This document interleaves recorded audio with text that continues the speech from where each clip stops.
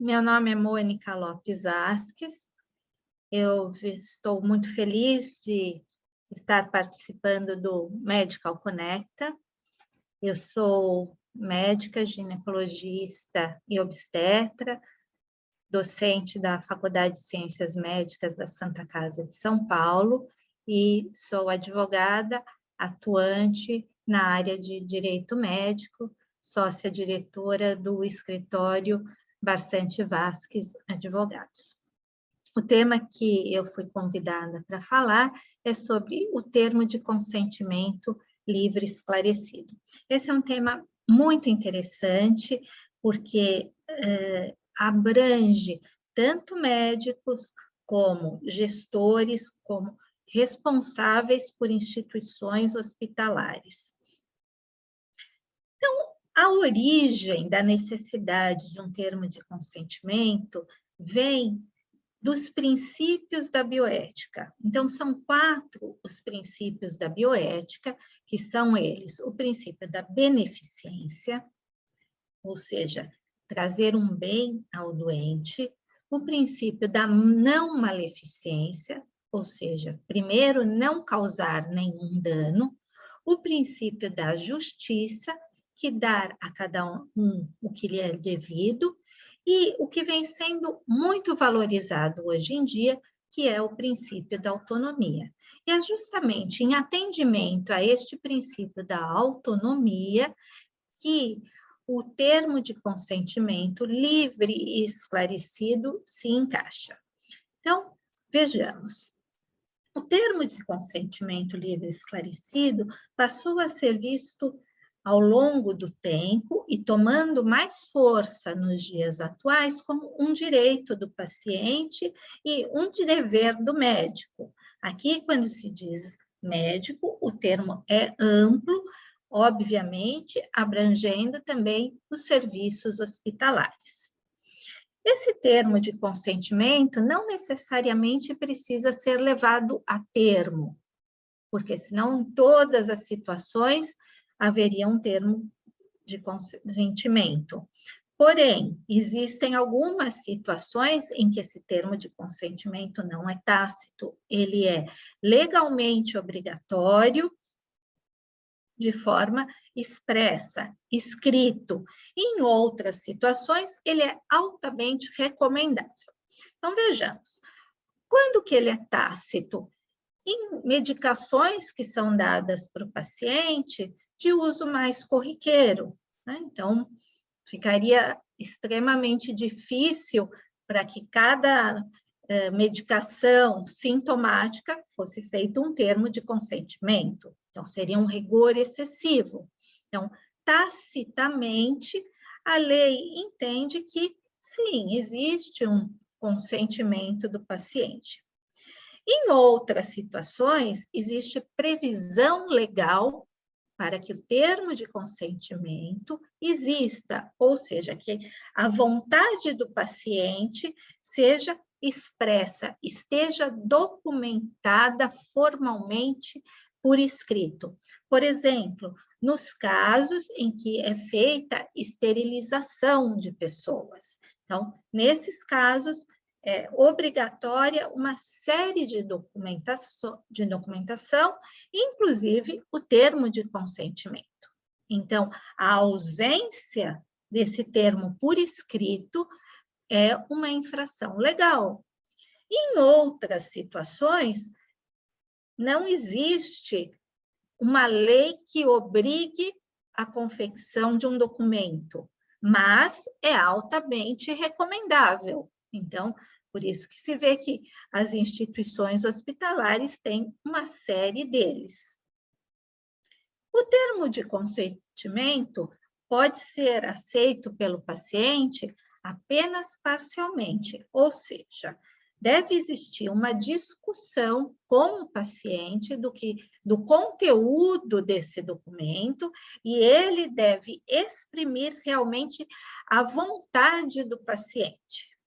Por esse mesmo motivo, ele é revogável, ele é temporário, ou seja, se em algum momento o paciente desistir daquele procedimento, ele pode sim revogar. Faz parte também da elaboração desse termo de consentimento que o paciente tenha uma capacidade volitiva e um grau de entendimento para colocar a sua assinatura. E assim, não, que essa vontade não seja viciada, ou seja, que realmente esse documento seja a expressão de uma decisão que o paciente tomou de forma livre e voluntária. O termo de consentimento também atende pressupostos legais do contrato e deve ser feito por uma pessoa capaz e, em alguns casos, pelo representante legal do doente. O ato médico é considerado um ato contratual. Por que ele é encarado legalmente como um contrato? Porque ele é bilateral, então existem duas partes, ele é personalíssimo e sinalagmático, ou seja, é um acordo em que existem mútuos deveres, obrigações entre as partes. E, no termo de consentimento, é necessária a informação suficiente para que aquela pessoa possa realizar uma análise de riscos e de benefícios. Assim, com plena capacidade volitiva, essa pessoa informada e capaz de entender todos os riscos e todos os benefícios de um determinado ato médico, assina em exercício a sua autonomia. Obviamente, como existe mais de uma parte, tem que existir uma convergência de vontades para a realização deste ato médico. Nesta esteira, existe um atendimento ao ordenamento jurídico brasileiro. Então, desde o topo, a pirâmide das leis, e que é a Constituição Federal, que assegura a todos os indivíduos, a todos os cidadãos brasileiros, não só a igualdade, mas também a inviolabilidade do direito à vida e à liberdade. E aqui é que entra a questão da autonomia do paciente, que tem a liberdade de exercício e de dispor do seu próprio corpo. Então, novamente, o CDC traz as questões que coloquei anteriormente, a questão contratual, ou seja, como a natureza jurídica da relação médico-paciente e dos serviços hospitalares também, então, toda a prestação de serviços em saúde tem a natureza contratual e é amparada pelo Código de Defesa do Consumidor. Então, é um negócio jurídico oneroso, porque inclui remuneração, prestações pecuniárias, ele é bilateral, sinalagmático, ou seja, entre dois, às vezes até mais, mas entre partes, e representa um acordo de vontades, uma convergência de vontades, de intenções, entre pessoas que juridicamente podem assinar, podem dispor e podem colocar este contrato em ação. E, obviamente, objeto lícito. A base jurídica é sempre a fidúcia, a confiança que existe entre as partes, seguindo o princípio da boa-fé. Em relação à questão da informação, o Código de Defesa do Consumidor é bastante claro. E nele está disposto, em seu artigo 6º, que a informação ao consumidor deve ser bastante completa, bastante adequada, bastante clara, não só em relação a produtos, mas também a serviços, e aqui é que se enquadra a questão dos serviços médicos. E é necessário esclarecermos a questão da capacidade civil, porque algumas vezes o próprio paciente não possui a capacidade civil para assinar esse termo de consentimento livre e esclarecido, e nestas situações em que não existe a capacidade civil, ou porque o indivíduo é absolutamente incapaz, ou porque ele é relativamente incapaz, será necessária a presença de um representante legal. O Código Civil também trata desta questão e coloca aqui: ninguém será constrangido a submeter-se com risco de vida a um tratamento médico ou a intervenção cirúrgica. Ou seja, caso exista alguma violação da vontade de um paciente, de um ser humano, de uma pessoa, ele poderá pleitear uma indenização no âmbito civil, vez que existe expressa normativa tratando desta questão. No Código Penal, o mesmo sentido, né? Então, é considerado um fato típico, antijurídico, o constrangimento de uma pessoa a realizar qualquer ato que a lei não lhe permita. Contudo, aqui o Código Penal faz uma ressalva que é importante na questão médica. Por quê? Ele faz, no parágrafo 3º, a menção de que não estão abrangidos no caput, ou seja, nesta situação elencada, as situações em que houver um perigo de vida, ou seja, nestas situações em que houver um risco, um perigo iminente de vida, aí sim a intervenção médica, desde que absolutamente necessária e justificada, e não havendo tempo e possibilidade, legalmente, no âmbito penal, não existe infração. Da mesma forma, o Código de Ética Médica, que regula a atividade, que normatiza a atividade médica, dispõe que é vedado ao médico desrespeitar a autonomia do paciente, ou seja, o seu direito de decidir livremente em relação à prática, sejam elas diagnósticas ou terapêuticas. E aqui, novamente, a exceção, se houver risco iminente de morte, ou seja, se aquele paciente estiver em perigo e o médico necessitar realizar algum procedimento diagnóstico ou alguma intervenção terapêutica, ele está autorizado a fazê-lo para resguardar a vida daquele ser humano.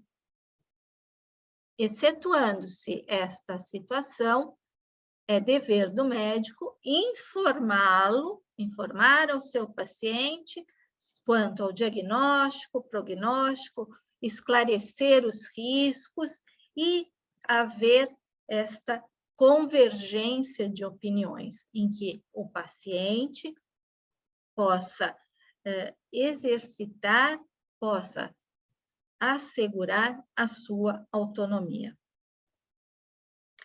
Em relação a vícios do termo de consentimento, algumas vezes essas questões são levadas para os tribunais, para a análise judicial, como sendo fatores que interferiram na vontade do paciente, ou seja, que a vontade foi dada, existe o documento, mas que esse documento não teve valor jurídico porque ele apresenta vícios. Então, quais são esses vícios mais comuns?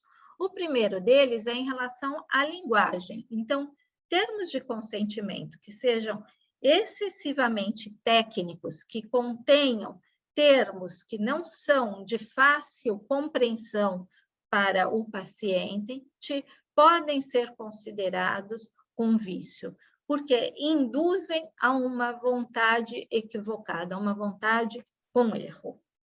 Assim como, muitas vezes, os quadros patológicos ou a própria evolução de uma doença vai trazendo modificações, e o termo de consentimento deve ir se ajustando a estas situações que estão em constante mudanças, ou seja, o ser humano orgânico vai passando por processos e, muitas vezes, um termo de consentimento que é realizado no começo de uma internação pode sofrer uma mudança e deve sofrer mudanças à medida que essas situações do paciente também mudam, por isso que ele é temporário, devendo ser adequado. Então, vejam só, não apenas ele é revogável, porque o paciente pode, em qualquer momento, pedir para que ele seja suprimido ou alterado,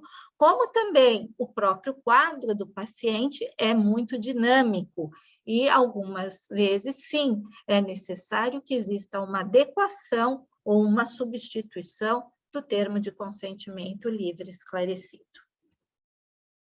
Outra questão, e que isso já foi colocado também no judiciário, é que o termo de consentimento é muito genérico. Então, é necessário este cuidado, que o termo de consentimento seja elaborado para cada paciente, para a sua doença específica. Muitas vezes, vemos termos de consentimentos que são absolutamente inadequados em termos legais, que vem todo um formulário já pronto, já previamente elaborado, e que o paciente só coloca a sua assinatura. Esse é um termo de consentimento que é considerado até mesmo um contrato de adesão. Ou como neste exemplo, aqui ele foi ao extremo, né, no formato genérico, em que é colocado que o paciente declara que consente em ser submetido a qualquer cirurgia, qualquer anestesia, qualquer procedimento terapêutico. Então, obviamente, esse aqui foi tomado ao extremo, mas muitos termos de consentimento não são realizados de forma tão genérica, mas são considerados depois, numa discussão judicial, como genéricos em alguns termos e que deixaram de contemplar a autonomia do doente. Uma outra situação que esta é muito comum na prática é que o termo de consentimento não é apresentado pelo médico. Então, é bastante comum que alguns serviços hospitalares apresentem o termo de consentimento ao paciente por outros funcionários, quando, na realidade, legalmente, ele só tem valor quando for apresentado e discutido junto com o médico. Ou seja, ele é a finalização de um esclarecimento e da decisão conjunta entre médico e paciente. Por esse motivo, somente o médico pode apresentar ao doente, ao paciente, aquele termo de consentimento. Como eu disse anteriormente, muitos termos de consentimento são considerados judicialmente como contratos de adesão. Então, é necessário um cuidado muito grande, porque nestes casos é como se o termo de consentimento não existisse. Por esse motivo, ele não pode ser de uma forma que o paciente apenas assine, né? Ele tem que ser específico para aquela pessoa, específico em relação à enfermidade, à doença daquela pessoa e muito específico quanto ao procedimento que vai ser realizado. Por esse motivo, é necessário muito cuidado na elaboração do termo de consentimento. Então, existem formas de que isso seja feito sem que sejam violados os preceitos legais. E uma outra questão é o que não pode aparecer num termo de consentimento, que, por exemplo, colocar uma cláusula de não indenização, né? Então, colocar que o paciente não poderá pleitear judicialmente uma eventual indenização. Então, o termo de consentimento não isenta a responsabilidade civil, e aqui nem a do médico, nem a que vem acoplada, que é do serviço hospitalar, onde aquele ato médico está sendo realizado. E, enfim, aqui cada um com a sua responsabilidade, né, objetiva para a pessoa física, ao contrário, objetiva para a pessoa jurídica e subjetiva para a pessoa física. Então, o termo de consentimento exprime que o paciente autoriza, que ele deseja aquela forma diagnóstica ou terapêutica, ou um determinado procedimento. Mas o paciente pode, sim, continuar com o seu direito de pleitear uma eventual indenização, caso aquele serviço não seja prestado da forma adequada. Mas a falta do termo de consentimento, por si só, já é considerada uma negligência, ainda que tenha dado tudo certo, que o procedimento tenha sido feito da forma adequada, a simples falta do termo de consentimento já é considerada uma infração legal. E algumas dificuldades, né? Então, elaborar um termo de consentimento livre esclarecido implica em alguns cuidados e, claro, em algumas dificuldades. A primeira delas é em relação à literatura médica, porque a literatura médica é muito vasta, muitas vezes é até controversa, né? Então, quando acessamos sites específicos de literatura médica especializada e bem fundamentada, reconhecida, então, sejam eles guidelines ou normatizações, recomendações de sociedades, às vezes a gente vê que a questão da literatura médica é muito ampla, assim como os riscos e benefícios de diagnósticos e de procedimentos e terapêuticas. Então, são inúmeros, mas devem sim constar, porque se algum determinado procedimento acabar implicando numa complicação que não foi previamente explicada para o paciente, que não constou naquele termo de consentimento que ele assinou, isso vai trazer sérias repercussões jurídicas. Assim como a falta de consenso literário. E aí o melhor é apresentar no termo de consentimento essas questões, as mesmas que não tenham consenso, para que o paciente saiba, né, em caso de falta de consenso, as possibilidades e o porquê, os motivos dessa falta de consenso. Existem, muitas vezes, numa internação, diversos procedimentos e diversas formas terapêuticas, que também traz uma dificuldade. Muitas vezes, aqui é necessário adequar o termo de consentimento àquele caso específico do doente. Por isso que existe a questão da individualidade. O termo de consentimento é individual para aquela pessoa, para aquela patologia que está se apresentando, para eventuais complicações e desdobramentos patológicos que possam existir, assim como as formas diagnósticas e terapêuticas. E contar com a imprevisibilidade. Então, algumas situações que são imprevisíveis devem aparecer no termo de consentimento, como, eventualmente, cada organismo tem uma reação diferente. Então, por exemplo, uma cicatrização é diferente de pessoa para pessoa. Então, existem fatores que são inerentes ao próprio organismo do ser humano. E isso deve aparecer no termo de consentimento, porque é impossível prever algumas situações que são futuras e incertas.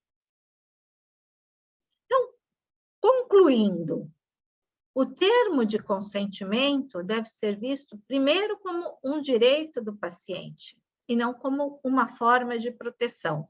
Muito embora um termo de consentimento que seja mal feito, que seja legalmente inadequado, traz sim problemas tanto para o médico como para o serviço, para a instituição hospitalar que abriga aquele ato médico. Ele legitima, mas ele não traz 100% de segurança ao ato médico. E a simples ausência deste termo é considerado judicialmente como uma forma de negligência e, por isso, em qualquer intervenção médica, seja diagnóstica ou terapêutica, ele é necessário. Lembrar da especificidade. Então, judicialmente, legalmente, são muito mal vistos os termos de consentimento que trazem questões genéricas.